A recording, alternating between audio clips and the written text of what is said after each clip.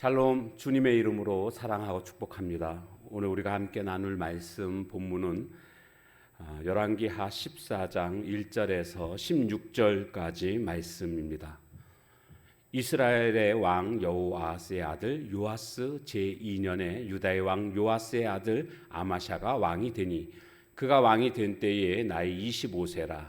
예루살렘에서 29년간 다스리니라.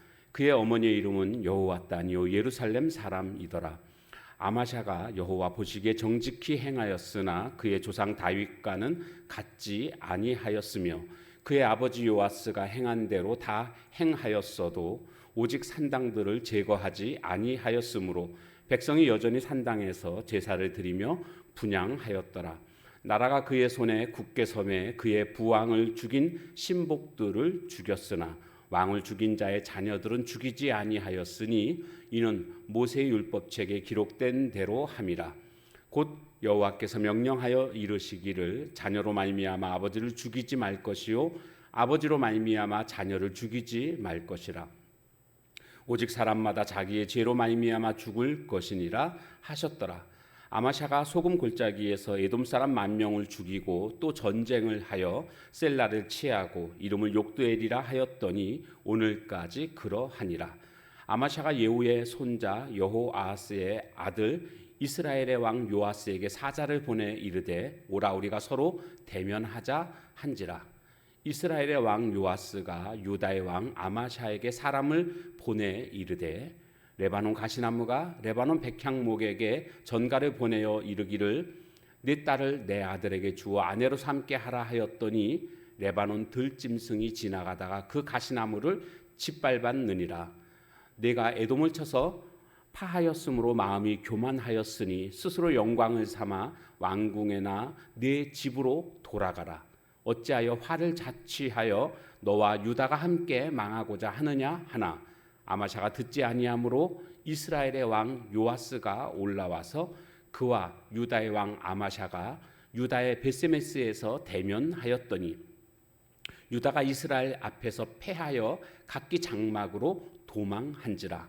이스라엘 왕 요아스가 베세메스에서 아시아의 손자 요아스의 아들 유다 왕 아마샤를 사로잡고 예루살렘에 이르러 예루살렘 성벽을 에브라임 문에서부터 성 모퉁이 문까지 400규빗을 헐고 또 여호와의 성전과 왕궁 곳간에 있는 금 은과 모든 기명을 탈취하고 또 사람을 볼모로 잡고서 사마리아로 돌아갔더라.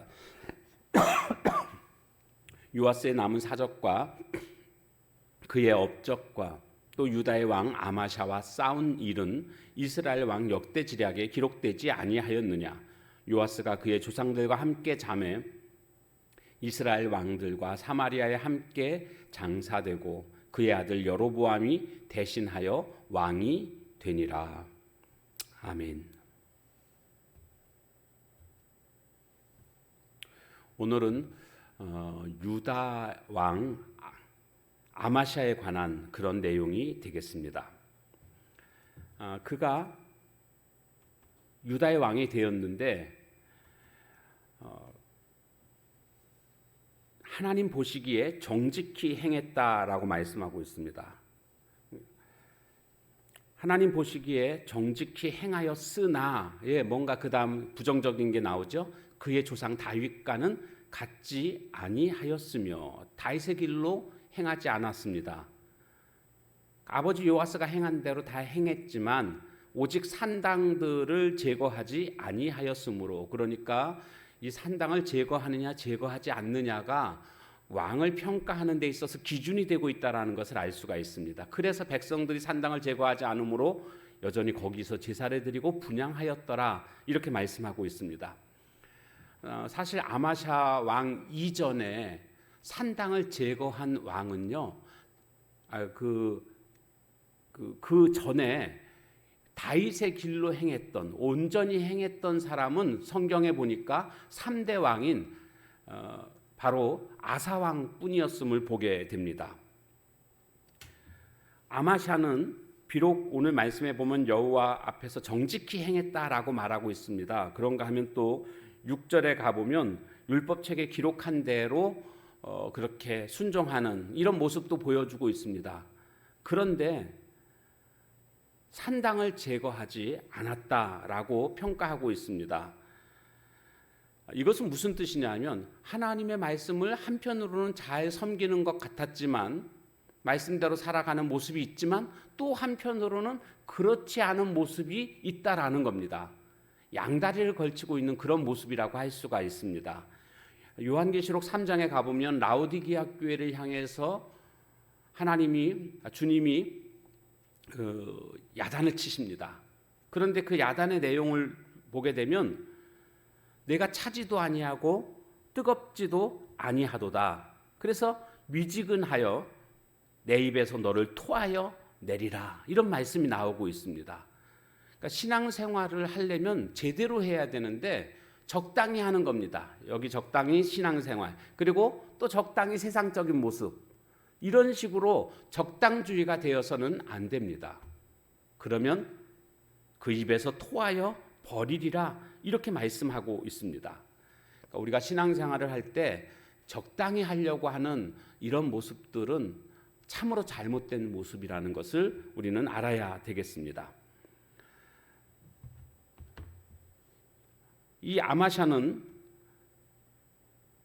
5절에 보니까 그의 손에 나라가 굳게 섰을 때에, 그러니까 자신의 어떤 왕으로서의 입지가 굳어졌을 때에, 제대로 이제 왕권이 강화됐을 때에, 그런 뜻입니다. 그의 부왕을 중인 신복들을 죽였으나, 그의 아버지는 요아스 아닙니까? 그런데 요아스가 예루살렘에서 신복들에 의해서 암살당하는 내용이 열왕기하 12장에 보면 나옵니다. 그러니까 이것을 마음속에 늘 가지고 있었는데 자기의 어떤 입지가 굳건하지 않았기 때문에 자기 아버지의 원수를 갚지 못하고 있었습니다. 그는 적절한 징벌 기회를 위해서 기다렸던 것임을 알 수가 있습니다. 그리고 드디어 자신의 힘이 강화되었을 때, 그때 이제 자신의 아버지를 죽인 그 신복들을 죽였다라는 겁니다. 자, 그런데 그 다음에 보면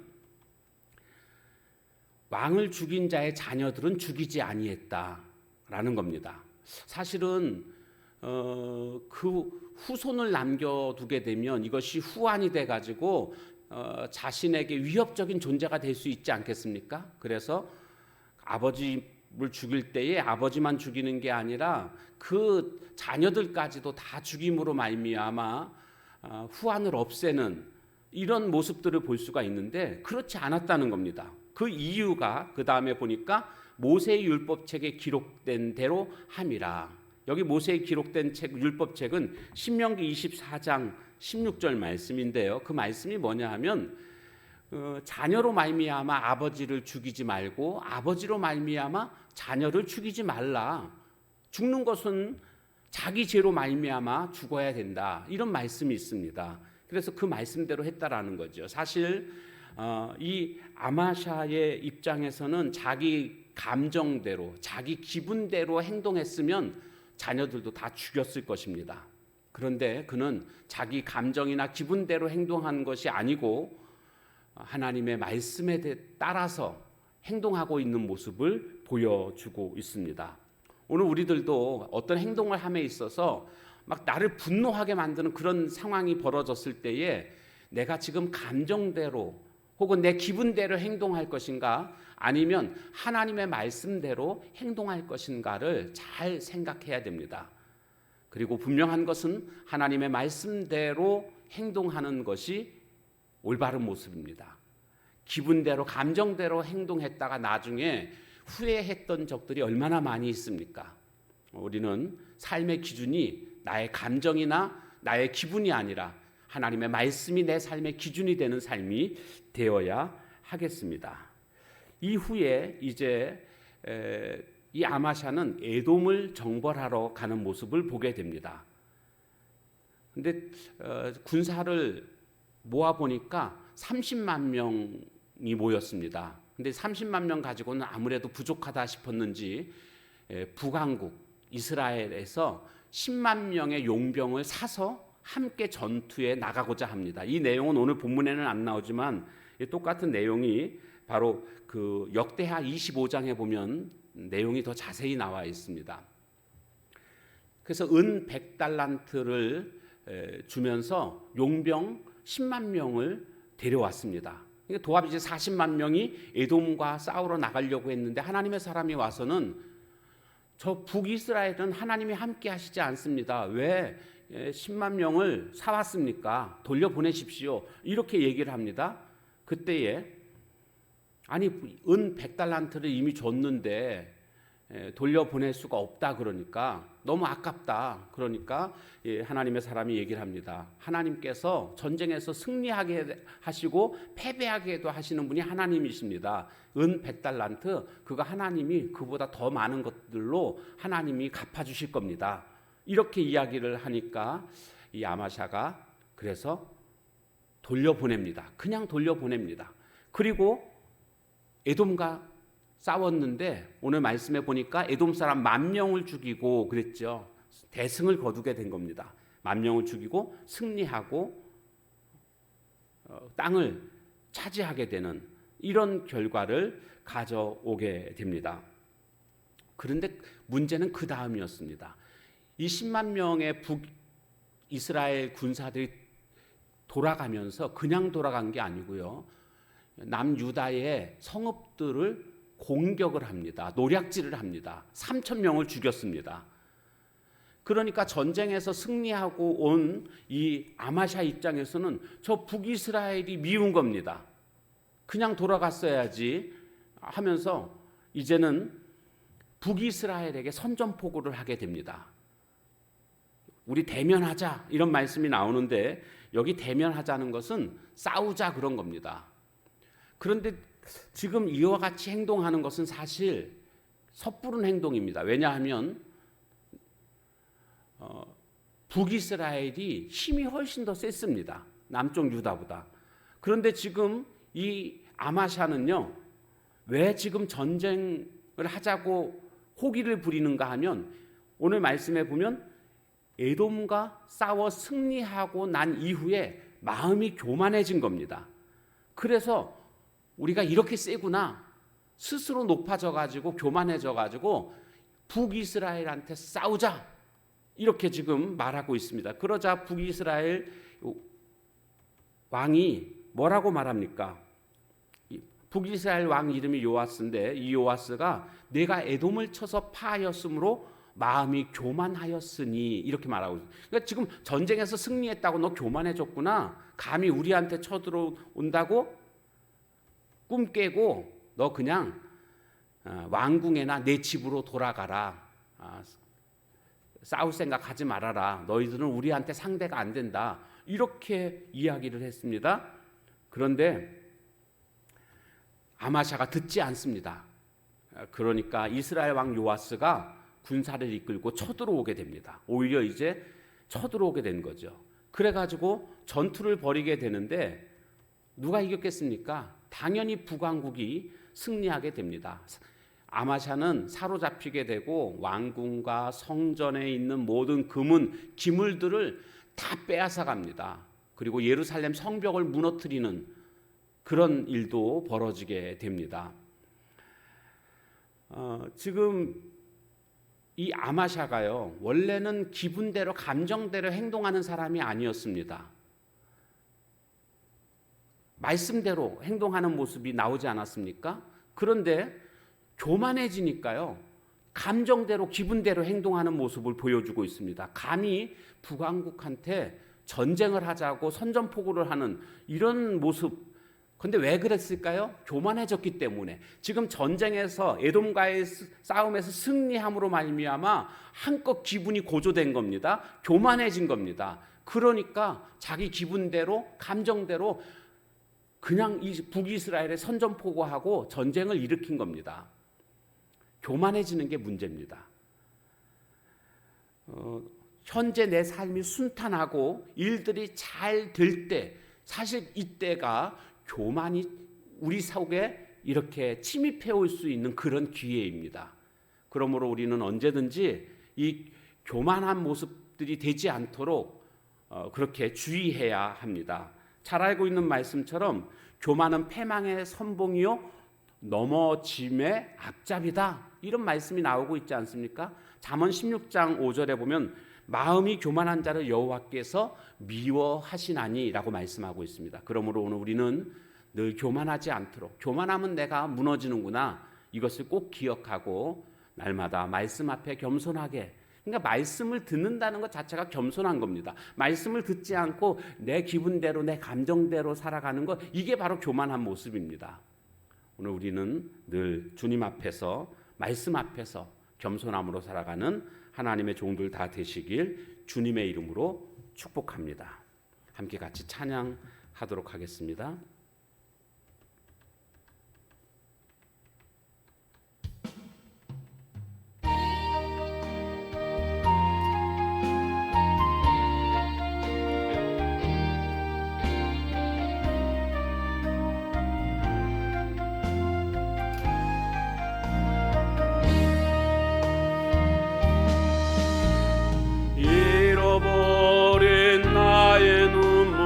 찾게 하소서.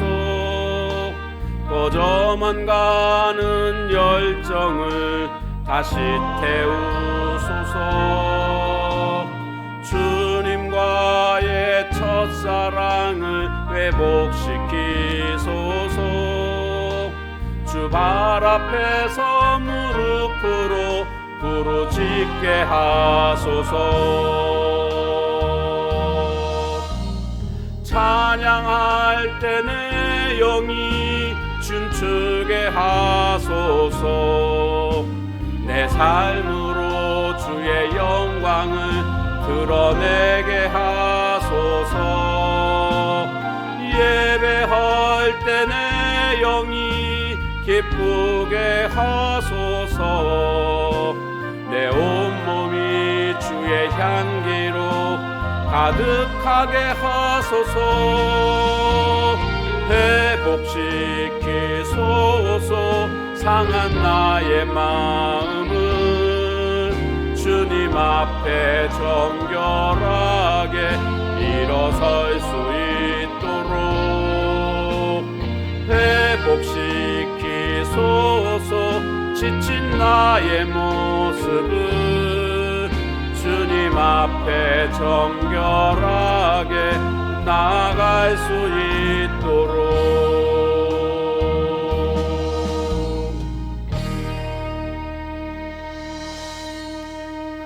기도하겠습니다. 하나님, 나의 신앙은 적당주의로 살아가고 있지 않는지, 차지도 않고 덥지도 않은 미지근한 신앙은 아닌지 시간 돌아보게 됩니다. 아마샤가 한편으로는 정직히 행했지만 또 한편으로는 산당을 제거하지 않는 이런 모습을 우리가 보게 되었습니다. 하나님, 정말 말씀 그대로 순종하며 뜨거운 신앙으로 주님을 따라갈 수 있는 저희들 되게 하옵소서. 감정에 따라서, 기분에 따라서 살아가는 모습 되지 말게 하시고 하나님의 말씀에 따라서 순종하며 살아가는 자가 되게 하옵소서.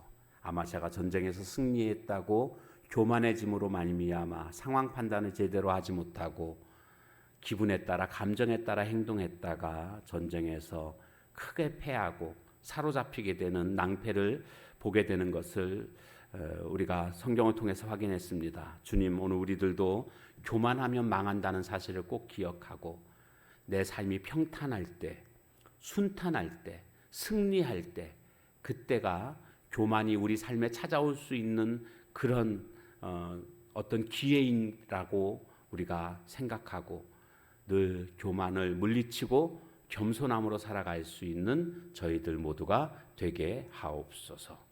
예수님의 이름으로 감사하며 간절히 기도하옵나이다. 아멘. 주신 말씀 붙들고 같이 기도하는 시간 갖도록 하겠습니다.